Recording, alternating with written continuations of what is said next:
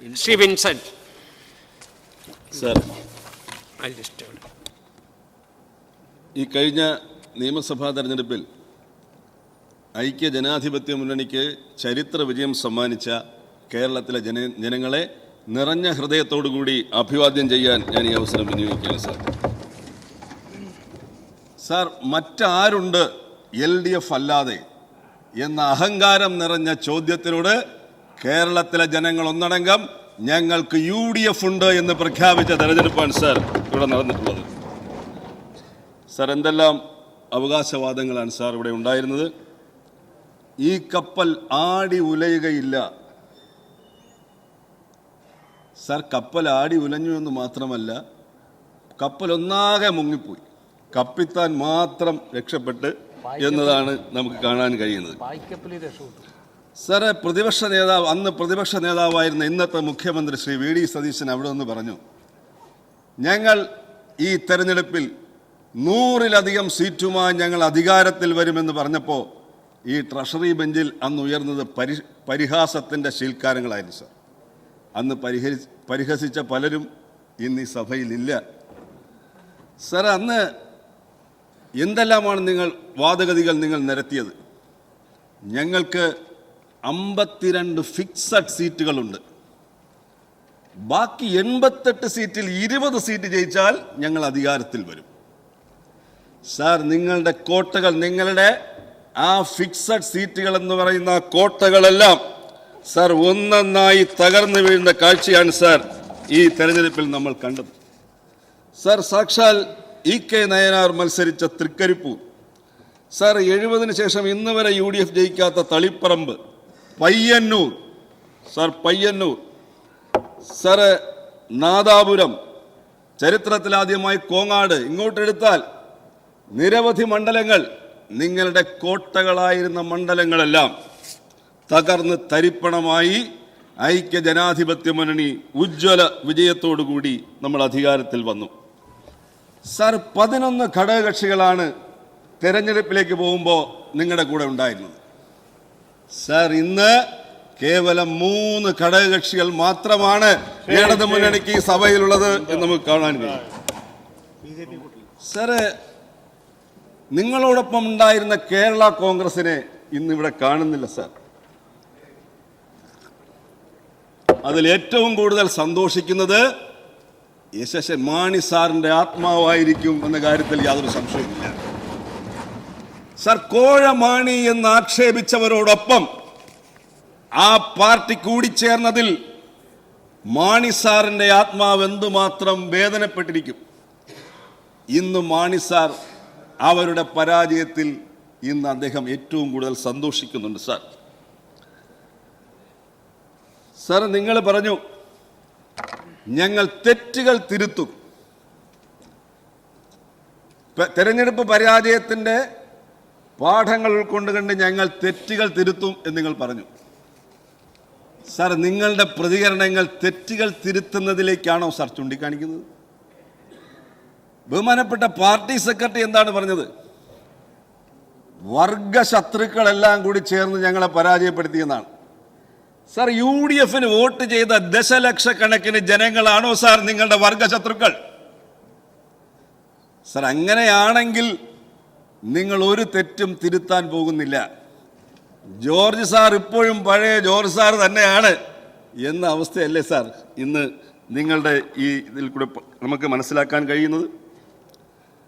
Sir, ഇവിടെ ഒരു പുതുയുഗം ഈ കേരളത്തിന് ഞങ്ങൾ നൽകും എന്നാണ് UDF ജനങ്ങൾക്ക് നൽകിയ വാഗ്ദാനം. അതാണ് ഈ നയപ്രഖ്യാപനത്തിലൂടെ നമുക്ക് പുറത്തു വന്നുകൊണ്ടിരിക്കുന്നത്. സാർ, ഗവൺമെന്റിന്റെ സമീപനത്തിലൂടെ തന്നെ ഒരു പുതുയുഗത്തോടുള്ള സമീപനം, നയമാറ്റം ജനങ്ങൾക്ക് അനുഭവപ്പെട്ടിരിക്കുകയാണ്. സാർ, കഴിഞ്ഞ 10 വർഷക്കാലമായി അടഞ്ഞുകിടന്ന സെക്രട്ടേറിയറ്റിന്റെ കവാടങ്ങൾ ജനങ്ങൾക്കായി മലർക്കെ തുറന്നു കൊടുത്തിരിക്കുകയാണ് സാർ. സാർ, ചോദ്യങ്ങൾ ചോദിക്കുന്നവരോട് വീട്ടിൽ പോയി ചോദിക്കാൻ പറഞ്ഞ ഭരണാധികാരികളുടെ സ്ഥാനത്ത് നിങ്ങൾ കൂടുതൽ ചോദിക്കൂ എന്ന് പറയുന്ന ഭരണാധികാരി അധികാരത്തിൽ വന്നു സാർ. 2 കഷ്ണം കറുത്ത തുണിയും 2 മുദ്രാവാക്യവുമായി നിങ്ങളുടെ മുന്നിലേക്ക് കടന്നു വന്നപ്പോൾ നിങ്ങളുടെ മുന്നിലിട്ട് മൃഗീയമായി പോലീസ് നിങ്ങളുടെ അംഗരക്ഷകന്മാർ മൃഗീയമായി ചവിട്ടിക്കൂട്ടിയപ്പോൾ സ്വാഭാവികമായി ഞങ്ങൾ പ്രതീക്ഷിച്ചു നിങ്ങൾക്ക് നിങ്ങളുടെ പേരക്കുട്ടികളുടെ പ്രായമുള്ള അവരെ ഈ രീതിയിൽ ക്രൂരമായി മർദ്ദിച്ചതിൽ നിങ്ങൾക്ക് വേദനയുണ്ടാകുമെന്ന് ഞങ്ങൾ പ്രതീക്ഷിച്ചു. പക്ഷേ നിങ്ങൾ പിന്നീട് നടത്തിയ പ്രതികരണങ്ങൾ, നിങ്ങൾ ആ ആക്രമണം, പൈശാചികമായ ആക്രമണം നിങ്ങൾ ആസ്വദിച്ചു എന്നുള്ളതാണ് പിന്നീട് നിങ്ങളുടെ പ്രതികരണത്തിൽ നിന്ന് മനസ്സിലാക്കാൻ കഴിഞ്ഞത്. സർ, കുലംകുത്തി തന്നെ എന്ന് പാർട്ടി സെക്രട്ടറി പറഞ്ഞ അന്നത്തെ പാർട്ടി സെക്രട്ടറിയുടെ വാക്കുകളിൽ നിന്ന് 2 തവണ മുഖ്യമന്ത്രിയായിട്ടും ആ മാനസികാവസ്ഥയിൽ നിന്ന് അങ്ങ് മാറിയിട്ടില്ല എന്ന് കാണിക്കുന്ന സംഭവ വികാസങ്ങളാണ് സാർ. അന്ന് അങ്ങയുടെ മുമ്പിൽ ചവിട്ടിക്കുട്ടിയ AD തോമസിനെ ഞങ്ങൾ ഈ സഭയിൽ കൊണ്ടുവന്ന് സാർ ഞങ്ങൾ നിങ്ങളുടെ മുന്നിൽ എത്തിയിരിക്കുകയാണ് സാർ. ആ കുറ്റകൃത്യം ചെയ്തവരെ, ആ പോലീസുകാരെ നിയമ നടപടിയിലേക്ക് കൊണ്ടുവരാൻ പോകുന്ന ഒരു വലിയ മാറ്റമാണ് സാർ ഈ ഗവൺമെന്റ് കൊണ്ടുവന്നിരിക്കുന്നത്. സാർ, സാമൂഹ്യ നീതിയോടുകൂടിയ സാമ്പത്തിക വളർച്ച, പാരിസ്ഥിതിക ഉത്തരവാദിത്വത്തോടു കൂടിയിട്ടുള്ള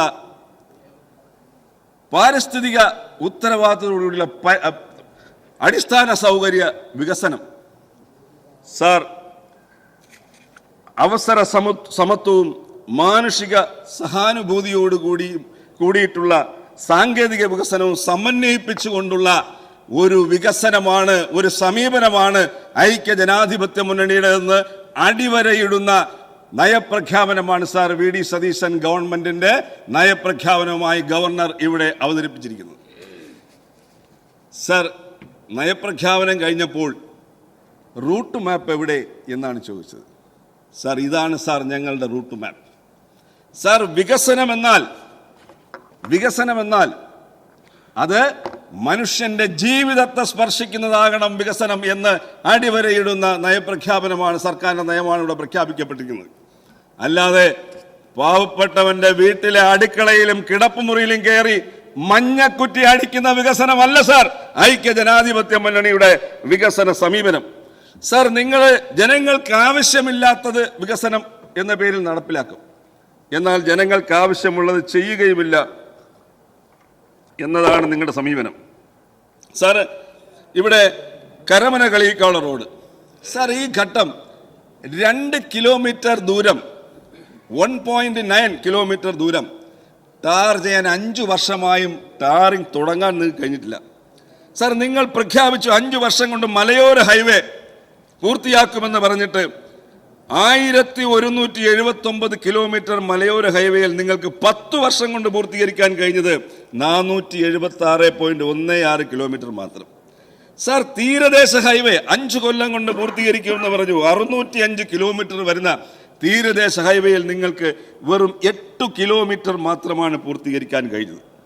സാർ, വിഴിഞ്ഞം നാവായിക്കുളം റിംഗ് റോഡ് പ്രഖ്യാപനങ്ങൾ കഴിഞ്ഞിട്ട് വർഷങ്ങൾ കഴിഞ്ഞു. സാർ, കഴിഞ്ഞ 3.5 വർഷക്കാലമായി പാവപ്പെട്ട ജനങ്ങളുടെ ആധാരം വാങ്ങി വച്ചിട്ട് അവരെ വഴിയാധാരമാക്കി എന്നുള്ളതല്ലാതെ മറ്റൊന്നുമില്ല. സാർ, സാറ്, വികസനത്തിന് പുതിയ സമീപനങ്ങൾ വരികയാണ്. സാർ, സംസ്ഥാനത്തെ ഒരു ഇന്റഗ്രേറ്റഡ് പോർട്ട് സെന്ററാക്കി മാറ്റുകയാണ്, ഒരു സംയോജിത തുറമുഖ കേന്ദ്രമാക്കി മാറ്റുകയാണ്. സാർ, കേരളത്തിന്റെ യഥാർത്ഥ പൊട്ടൻഷ്യൽ എക്സ്പ്ലോർ ചെയ്യുന്ന ഒരു സമീപനമാണ് ഐക്യജനാധിപത്യ മുന്നണി സ്വീകരിച്ചിരിക്കുന്നത്. അതാണ് ഈ ഗവൺമെന്റിന്റെ സമീപനത്തിൽ ഉണ്ടായിട്ടുള്ള മാറ്റം. സാർ, ഈ തുറമുഖങ്ങളിൽ ആ തുറമുഖങ്ങളുടെ വികസന സാധ്യതകൾ പ്രയോജനപ്പെടുത്തുന്നതിൽ നിങ്ങൾ സമ്പൂർണ്ണമായും പരാജയപ്പെട്ടു.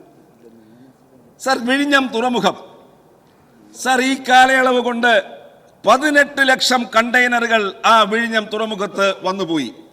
സാർ, ഒരു കണ്ടെയ്നറെങ്കിലും ആ ഗേറ്റ് കടന്ന് പുറത്തോട്ട് വന്നിട്ടുണ്ടോ? സാർ, ഈ 18 ലക്ഷം കണ്ടെയ്നർ എന്തുകൊണ്ടാണ്? സാർ, അങ്ങേക്കറിയാം, ഏതൊരു PPP പ്രോജക്റ്റുകളിലും അടിസ്ഥാന സൗകര്യ വികസനം ഗവൺമെന്റിന്റെ റെസ്പോൺസിബിലിറ്റിയാണ്. ഇവിടെ റെയിലും റോഡും സർക്കാരിന്റെ ഉത്തരവാദിത്തമാണ്. ബഹുമാനപ്പെട്ട ഉമ്മൻചാണ്ടി സാർ ഒപ്പിട്ട ആ കരാറിൽ 2 വർഷം കൊണ്ട് ആ തുറമുഖത്തെ നാഷണൽ ഹൈവേയുമായി ബന്ധിപ്പിക്കണം എന്ന് പറഞ്ഞാൽ 2017 ബന്ധിപ്പിക്കണം. സാർ, ഈ അടുത്തിടെ മുൻ മുഖ്യമന്ത്രി അവിടെ 2ാം ഘട്ട ഉദ്ഘാടനത്തിന് വന്നപ്പോൾ ആ ഹൈവേയുമായി ബന്ധിപ്പിക്കുന്ന റോഡ് സമർപ്പിക്കുന്നതായി പ്രഖ്യാപിച്ചു. സാർ, ഇപ്പോഴും ആ റോഡിൽ നിർമ്മാണ പ്രവർത്തനം നടന്നുകൊണ്ടിരിക്കുകയാണ്. സാർ, 2 കിലോമീറ്റർ 2 വർഷം കൊണ്ട് പൂർത്തീകരിക്കേണ്ട റോഡ് 10 വർഷം കൊണ്ട് പോലും പൂർത്തീകരിച്ചു കഴിഞ്ഞിട്ടില്ല. സാർ, ഉമ്മൻചാണ്ടി സാറിന്റെ കാലത്തുണ്ടായ കരാർ പ്രകാരം 6 വർഷം കൊണ്ട് റെയിൽ കണക്ടിവിറ്റി പൂർത്തീകരിക്കണം. സാർ, 2021 പൂർത്തീകരിക്കേണ്ട റെയിൽ കണക്ടിവിറ്റി ഈ നിമിഷവും തുടങ്ങിയിട്ടില്ല എന്ന് നമുക്ക് കാണാൻ കഴിയും. സാർ, റെയിലും റോഡും യാഥാർത്ഥ്യമായിരുന്നെങ്കിൽ കേരളത്തിൽ ഉണ്ടാകുമായിരുന്ന വികസനത്തിന്റെ അനന്ത സാധ്യതകൾ നമുക്ക് കണക്ക് കൂട്ടാൻ പോലും കഴിയുന്നതിനപ്പുറമായിരിക്കും. സാർ, അങ്ങനെ ഈ സർക്കാർ പരാജയപ്പെട്ടിടത്ത് ഈ കേരളത്തെ ഒരു സംയോജിത തുറമുഖ കേന്ദ്രമാക്കി മാറ്റാൻ കേരളത്തിന്റെ സാധ്യതകൾ പ്രയോജനപ്പെടുത്തിക്കൊണ്ട് ഒരു കാലത്ത് നമ്മൾ ടൂറിസത്തെ പ്രയോജനപ്പെടുത്തിയതുപോലെ പുതിയൊരു മേഖല ഈ കേരളത്തിനായി ഐക്യജനാധിപത്യ മുന്നണി തുറന്നു കൊടുക്കുകയാണ്. സാർ, അതുപോലെ തന്നെ ദക്ഷിണേഷ്യയിലെ സിവിൽ വ്യോമയാനത്തിന്റെ ഒരു പ്രധാന കേന്ദ്രമാക്കി ഈ കേരളത്തെ മാറ്റുന്ന വ്യോമയാന അടിസ്ഥാന സൗകര്യങ്ങളുടെ ഒരു നിര ഈ സർക്കാർ വികസിപ്പിക്കാൻ. സാർ, പുതിയ പുതിയ മാർഗങ്ങൾ, പുതിയ പുതിയ മേഖലകൾ കണ്ടെത്തിക്കൊണ്ട് ഈ നാടിന്റെ സമഗ്ര വികസനം യാഥാർത്ഥ്യമാക്കുന്ന നടപടിയിലേക്കാണ് സർക്കാർ കടന്നു പോകുന്നത്. സാർ, ഈ തെരഞ്ഞെടുപ്പ് കാലത്ത് ഞങ്ങൾ പ്രഖ്യാപിച്ച ഇന്ദിരാ ഗ്യാരണ്ടികൾ,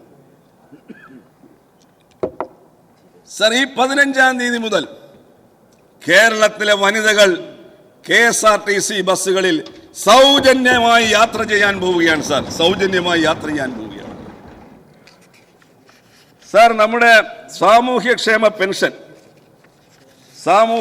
പെൻഷൻ ഞങ്ങൾ 3000 രൂപയായി വർദ്ധിപ്പിക്കും. സാർ, നിങ്ങൾ കഴിഞ്ഞ 2021 പറഞ്ഞത് ഞങ്ങൾ 2500 രൂപയാക്കും പെൻഷൻ എന്ന് പറഞ്ഞു.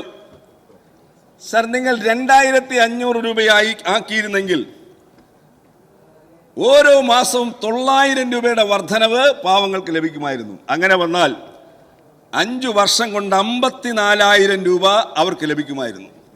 പക്ഷെ തെരഞ്ഞെടുപ്പ് പ്രഖ്യാപിക്കുന്നതിന് തൊട്ട് മുൻപ് കേവലം 400 രൂപ, 2 മാസങ്ങൾക്ക് മുമ്പ് 400 രൂപ വീതം വർദ്ധിപ്പിച്ച് 54,000 രൂപ അധികമായി ലഭിക്കേണ്ടിടത്ത് 800 രൂപ മാത്രം നൽകിയവരാണ് നിങ്ങളെങ്കിൽ ഞങ്ങൾ 3000 രൂപ വീതം വർദ്ധിപ്പിച്ചുകൊണ്ട് ഈ പാവങ്ങളുടെ സങ്കടം പരിഹരിക്കാൻ പോവുകയാണ്. സാറ്, കോളേജിലേക്ക് പോകുന്ന വിദ്യാർത്ഥികൾ അവർക്ക് 1000 രൂപ പ്രതിമാസം നൽകുന്നു. സാർ, വയോജനങ്ങൾക്കുള്ള വകുപ്പ് അതിന്റെ തീരുമാനമായി കഴിഞ്ഞു. സാർ, യുവ സംരംഭകർക്ക് 5 ലക്ഷം രൂപ പലിശരഹിത വായ്പ സംരംഭങ്ങൾ ആരംഭിക്കാൻ കൊടുക്കുന്നു. വിദേശങ്ങളിലേക്ക് വണ്ടി കയറാൻ നിൽക്കുന്ന നമ്മുടെ ചെറുപ്പക്കാരെ ഈ നാട്ടിൽ തന്നെ നിലനിർത്താനുള്ള ഐക്യജനാധിപത്യ മുന്നണിയുടെ ശക്തമായ ചുവടുവയ്പ്പാണ് സാർ ഈ പ്രഖ്യാപനത്തിലൂടെ കാണുന്നത്. സാർ, കേരളം കണ്ട ഏറ്റവും വലിയ കാരുണ്യ പ്രവർത്തകനായ ഉമ്മൻചാണ്ടി സാറിന്റെ പേരിൽ 25 ലക്ഷം രൂപയുടെ ആരോഗ്യ ഇൻഷുറൻസ് പദ്ധതി ഐക്യജനാധിപത്യ മുന്നണി ഇവിടെ നടപ്പിലാക്കാൻ പോവുകയാണ്. സാർ, കേരളത്തിലെ ആരോഗ്യരംഗം, സാർ, ആരോഗ്യ സംരക്ഷണം എന്നത് ജനങ്ങളോടുള്ള സർക്കാരിന്റെ അടിസ്ഥാനപരമായ ഉത്തരവാദിത്തമാണെന്നുള്ള പ്രഖ്യാപനമാണ് സാർ ഈ നയപ്രഖ്യാപനത്തിലൂടെ നടത്തിയിരിക്കുന്നത്. സാർ, എങ്ങനെയായിരുന്നു സാർ കഴിഞ്ഞ കാലത്തെ ആരോഗ്യ മേഖല? സാറ്, ധനകാര്യമന്ത്രി തന്നെ ആരോഗ്യ വകുപ്പിന്റെ പദ്ധതികൾ വെട്ടിക്കുറച്ചു എന്ന് അന്നത്തെ ആരോഗ്യമന്ത്രി ശ്രീ കെ ബാബുവിന് നൽകിയ മറുപടി പറയുന്നു. 295 കോടി രൂപയുടെ പദ്ധതികളാണ് വെട്ടിക്കുറച്ചത്. സാർ, മെഡിക്കൽ സർവീസ് കോർപ്പറേഷന് മരുന്ന് സംഭരണത്തിൽ 700 കോടി രൂപ കൊടുക്കാനുണ്ട്.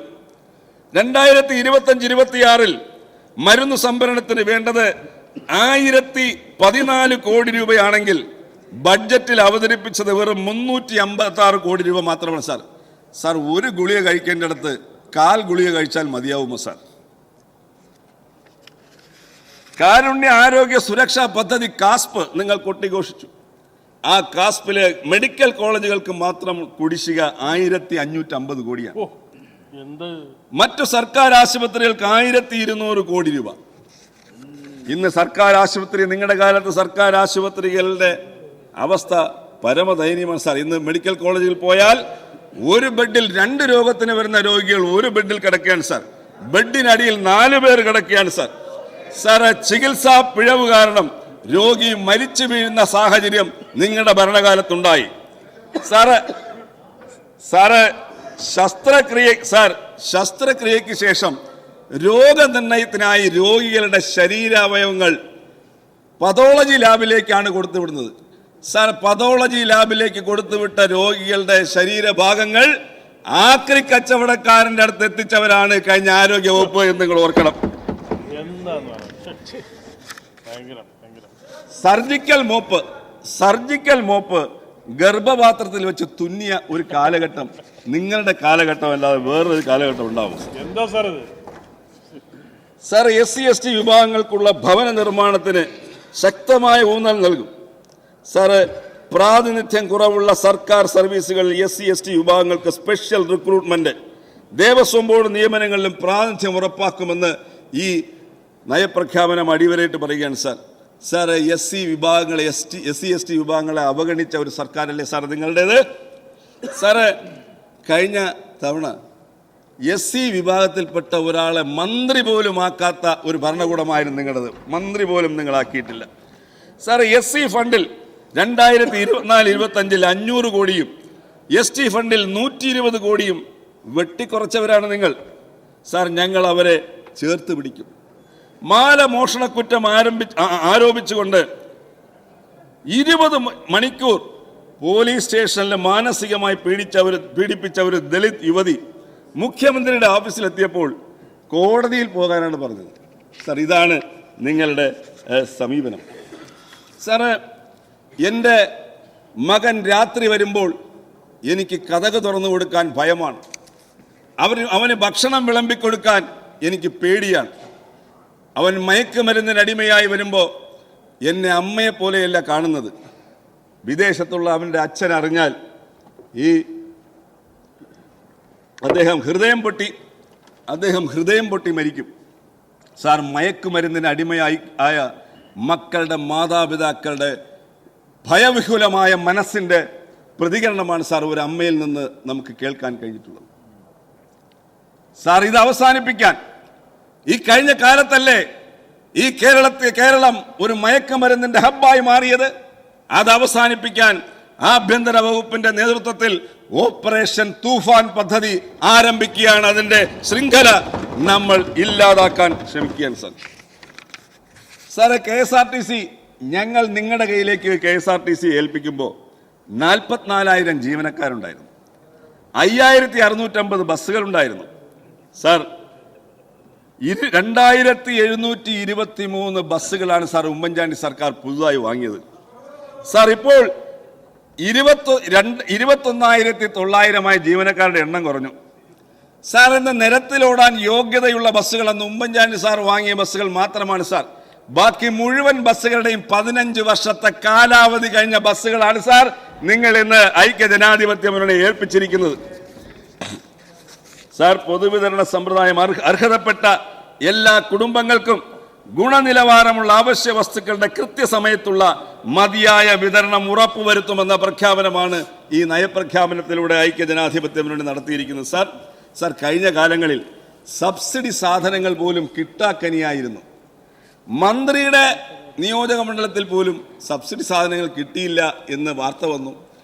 മാധ്യമങ്ങൾ തന്നെ പോയി റിപ്പോർട്ട് ചെയ്തു. പക്ഷെ ഒരു കാര്യം അന്ന് നടന്നു. സാധനങ്ങൾ വന്നില്ലെങ്കിലും ഇല്ല എന്ന് പറയുന്നത് അന്ന് ജീവനക്കാർ നിർത്തി. ഇല്ലാത്ത സാധനങ്ങളും ഉണ്ട് എന്ന് പറയും. കാരണം ഇല്ല എന്ന് പറഞ്ഞാൽ അവനെതിരെ നടപടിയാണ്. സാർ, ഇന്ന് അങ്ങനെയല്ല സാർ.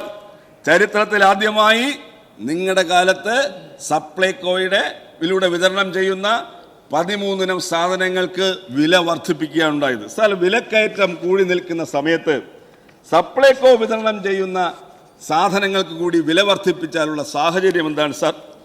സാർ, വൈദ്യുതി ഉൽപാദനത്തിൽ സംസ്ഥാനത്തെ സ്വയം പര്യാപ്തതയിൽ എത്തിക്കുക എന്നുള്ള ലക്ഷ്യത്തോടു കൂടിയുള്ള ഉറച്ച ചുവടുവയ്പ്പുകളാണ് ഐക്യജനാധിപത്യ മുന്നണി ഈ നയപ്രഖ്യാപനത്തിലൂടെ പറഞ്ഞിരിക്കുന്നത്. സർ, നിങ്ങൾ അവകാശപ്പെട്ടത് power കട്ടില്ലാത്ത Keralam.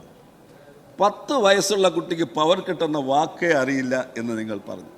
Sir, power cut എന്നുള്ള വാക്കറിയില്ലായിരിക്കാം, പക്ഷെ വേറെ 2 വാക്കുകൾ ഈ കുട്ടികൾക്കറിയാം. ഒന്ന് അപ്രഖ്യാപിത പവർ കട്ട്, 2 ലോഡ് റെസ്ട്രിക്ഷൻ. അപ്രഖ്യാപിത പവർ കട്ടെന്നും ലോഡ് റെസ്ട്രിക്ഷൻ എന്നുമെല്ലാം പറഞ്ഞ് യഥാർത്ഥ പവർ കട്ട് നടപ്പിലാക്കിയത് നിങ്ങളാണ് സാർ. പിന്നെ നിങ്ങളുടെ കാലത്ത് പവർ കട്ടിൽ ഞങ്ങൾ ചോദിക്കട്ടെ, 2011-16 കാലഘട്ടത്തിൽ ഏതെങ്കിലും ദിവസം പവർ കട്ട് ഉണ്ടായിട്ട് നിങ്ങൾക്ക് ചൂണ്ടിക്കാണിക്കാൻ കഴിയുമോ? അപ്പോൾ ആ നിലയിൽ മേനി പറയണം. നിങ്ങളിപ്പോൾ ചെയ്യുന്നത് എന്താണ്? നിങ്ങൾ കഴിഞ്ഞ 5 വർഷക്കാലത്തിനിടയിൽ 4 തവണ ഇലക്ട്രിസിറ്റി ചാർജ് വർദ്ധിപ്പിച്ചു. 4 തവണ സാർ, 4 തവണ നിങ്ങൾ ഇലക്ട്രിസിറ്റി ചാർജ് വർദ്ധിപ്പിച്ചു. ഈ 4 തവണ കൊണ്ട് 14% സാർ നിങ്ങൾ വർദ്ധിപ്പിച്ചത്. സാർ, അഴിമതിയുടെ കൂത്തരങ്ങായി മാറിയില്ലേ സാർ? സ്വർണ്ണക്കൊള്ള എന്ന് കേൾക്കുമ്പോൾ ഒരു സർക്കാരിനെ കുറിച്ച് ജനങ്ങൾ ചിന്തിക്കുന്ന വേറെ ഏതെങ്കിലും കാലഘട്ടമുണ്ട് സാർ? ശബരിമല ശാസ്താവിന്റെ സ്വർണം വരെ അടിച്ചു മാറ്റി സാർ. പ്രതികൾക്ക് ജാമ്യം കിട്ടാൻ വേണ്ടി നിങ്ങൾ കുറ്റപത്രം കൊടുക്കാതെ വൈകിപ്പിച്ചു സാർ. സാറ്, ഈ അഴിമതി നിറഞ്ഞ ആ ഭരണകൂടത്തെയാണ് സാർ ജനങ്ങൾ തൂത്തെറിഞ്ഞത്. ഈ ഒരു യുഗമായിരുന്നു സാർ ഇടതുപക്ഷ മുന്നണിയുടെ ഭരണകാലം. സാർ, പി ഭാസ്കരൻ മാസ്റ്റർ പാടിയതുപോലെ കണ്ണീരിൽ നിന്നും കതിരുകൾ വിരിയും, കന്മഷമകന്നൊരു നാളെ വരും. ആ നാളേക്ക് നേതൃത്വം നൽകാനാണ് സാർ ഐക്യ ജനാധിപത്യ മുന്നണിയുടെ മുഖ്യമന്ത്രി ശ്രീ വി ഡി സതീശന്റെ നേതൃത്വത്തിൽ ഏറ്റവും മികച്ച ഒരു ടീം കേരളത്തിൽ ഈ 18-ാം തീയതി അധികാരത്തിൽ വന്നത്. ഞാൻ എൻ്റെ വാക്കുകൾ നിർത്തുകയാണ് സാർ.